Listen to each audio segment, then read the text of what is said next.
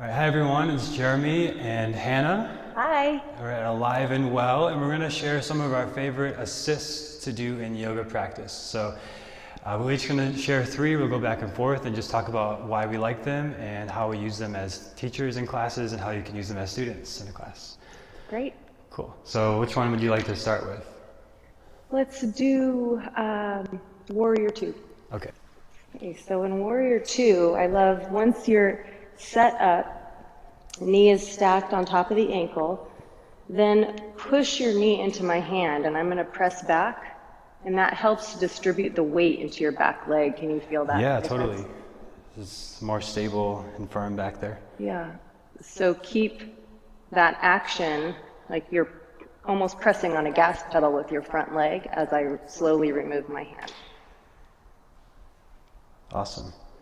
And then just for balance sake, do you want to do the other side? Sure.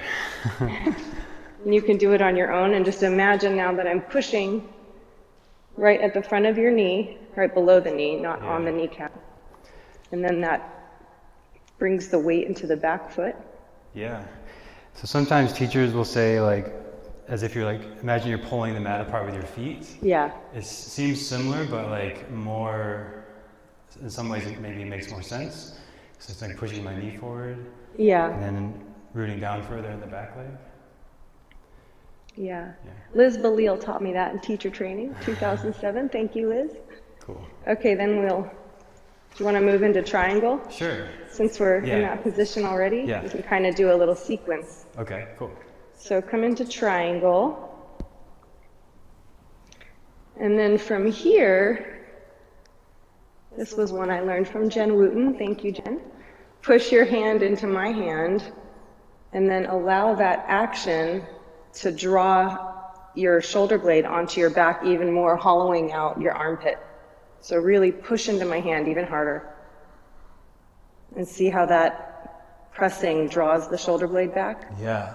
Okay, now feel that hollowing out of your armpit, and continue to feel that as I remove my hand. Yeah. Cool. So I think you can see as an audience member too how it goes from, kind of in one position to really pulling back. People can feel that with that pressing action. And usually what I see people do a lot, it looks more like this. Right. It's the opposite almost. So that's a good way to bring it back into center. Mm-hmm. It's a good alignment. Okay, can't stay too long. Yeah. All right, so And doing the other side and just drawing the shoulder blade back as if you're pressing against a hand. Is it helpful to think of pushing this hand back? It seems like it might be. It could be. I haven't tried that before. Yeah. I usually like to, if I can't touch the floor, put fingertips on a block. Yeah. So I can lightly press down on that to find that lift. Cool. And then coming into Ardha Chandrasana. Here is a tricky one because it's hard to balance. So when you really draw your legs towards one another, you can help find that balance. And one way to do that again is with this action. So push your foot into my hand. Yes. See how his leg elongated there? So you're pushing into my hand and then even kind of resist my bottom hand. It's like pushing down into your hand? Yeah. Resisting. So that squeezes the inner thighs together. That was one I learned from Mandy Eubanks. I love how I can remember every teacher. That's awesome because it's strengthening my adductors, which we don't do a lot of in yoga. I can feel it. Yeah. Okay, I'm going to slowly let go, and you keep that there. I learned something from every teacher in every class I've ever taken, I think since 1994. Cool. Okay.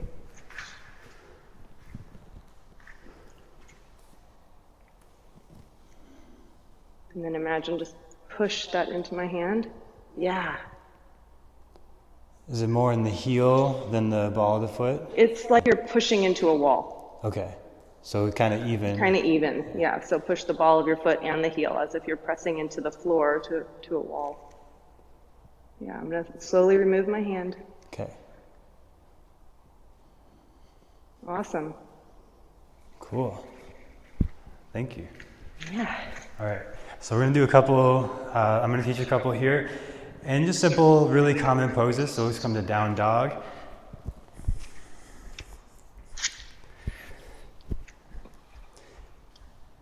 All right, and I'll usually, before I assist someone, I'll make sure that their hands are rooted down in the knuckles here, so that when I assist, they don't feel like they're being pushed back.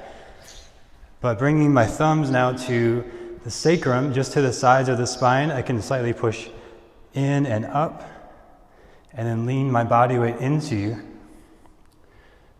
and even rest my body.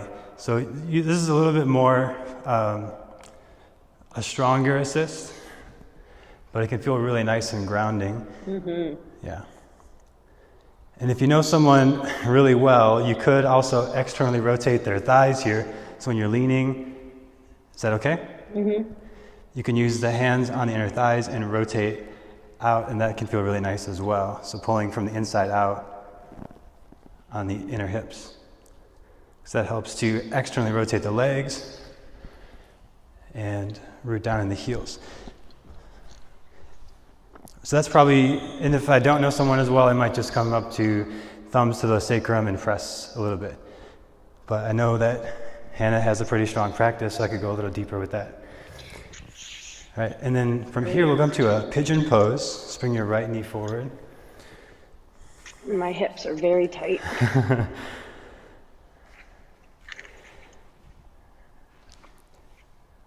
Cool. Right, and then here, I might do something a little more subtle and energetic, like just resting my hand on the calf and the foot, which alignment-wise doesn't do a whole lot, but energetically can feel really grounding and stabilizing. And then here the right hip is externally rotating. So I might have the student actually do this themselves, or if I know them well, I might do it of just pressing a little bit onto the right quad and a little bit down towards the ground.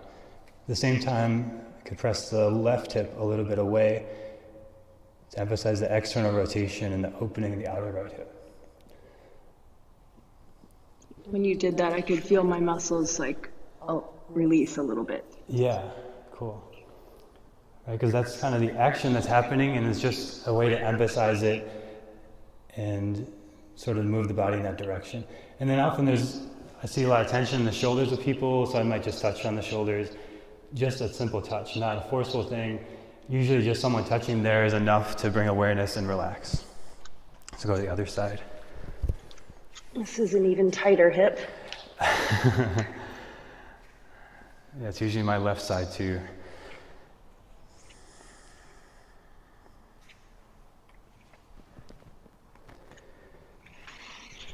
All right, so I'm looking for, is your foot straight back, or is it a little sickled, and then just rooting down into it's not a lot of pressure, but just a gentle sort of awareness to soften there.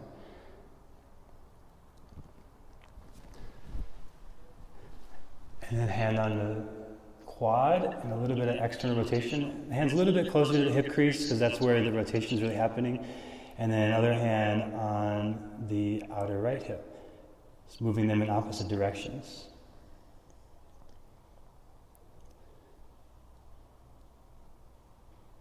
And I'm not using as much body weight as like in the down dog assist, but just a little subtle guidance in that direction, and then again softening the shoulders, just with a light touch.